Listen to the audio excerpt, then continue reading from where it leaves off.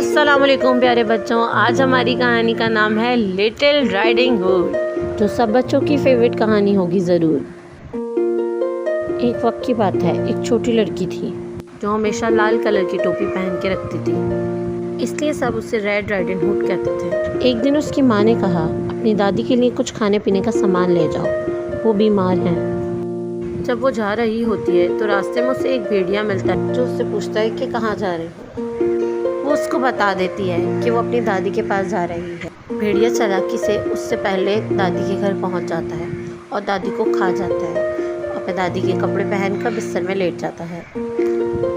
जब riding hood पहुंची तो उसने दादी की आवाज़ में उसको अंदर बुला लिया। लड़की ने दादी के अजीब हुलिये पर शक करा, जैसे बड़ी आंखें और बड़े दांत, लेकिन भेड़िए ने उसे बातों में लगा लिया। आखिरकार जब भेड़िए ने लड़की को खाने की कोशिश करी तो लड़की चीखने लगी। इतने में बहादुर कोई शिकारी बाहर से जा रहा था, उसने चीखने की आवाज़ सुनी। शिकारी ने भेड़िए को मार डाला और दादी को भेड़िए के पेट से जिंदा निकाल लिया।